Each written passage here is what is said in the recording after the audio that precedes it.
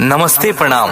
हम भोजपुरी गायक संदीप तिवारी आप सबसे आग्रह निवेदन करे आयल बनी कि हमार जितना भोजपुरी श्रोता बाटे उन्हन लोगन से निहोरा करे आयल बनी, अपना चाचा भाई बिटिया से, अपना माता बहन से, कि आप सब कोनो भी गायक के चक्कर में ना पड़ी।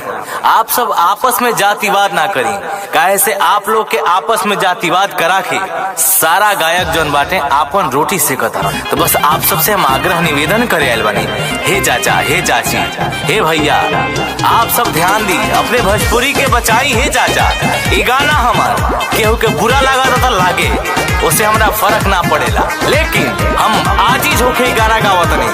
हम तब से विवाद देखा देखा थक गइल बनी, तो लास्ट में गाना हमारा गावे के पड़ल है। जौन मजा तोरा मिली बबुआन में, उनही मजा मिली हिरान में। जौन मजा तोरा मिली बबुआन में, उनही मजा मिली हिरान में। नमय अपन हंसइले,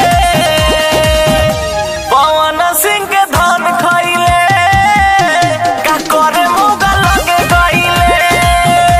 पवन सिंह के धन खइले, ते फिर मुगा लगे गइले। आदत तो सुधरत रहिए। Sunrise recording studio Patna.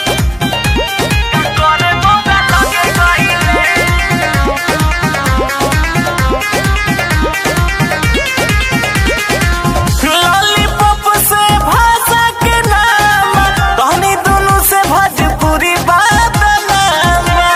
पहिल का बार बड़ा बदनाम कइला लोग हमरा के। लॉलीपॉप से भाषा के नाम, कहनी के कारण भोजपुरी बात नाम। जमारी इनकार कइले, पवन सिंह के धन खइले, का करे मुगा लगे गइले।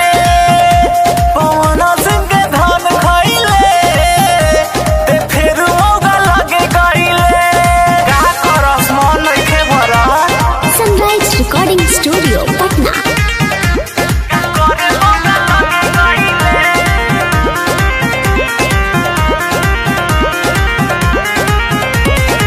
करस नाही छोटे गायक के इज्जत, संदीप तिवारी लालू कदी बेइज्जत। अरे हम तो जरिए के बिगड़ल है, सुधर जा तो सुधार दे। करस नाही छोटे गायक के इज्जत, संदीप तिवारी लालू कदी बेइज्जत। कोटा पे न रहो पहिले, अच्छा पवन सिंह के धन खइले, का करे मुगा लगे गइले। पवन सिंह के धन खइले, ते फिर मौगा लगे गइले। सुधर जा ना तो मौगा से मरत बना देब।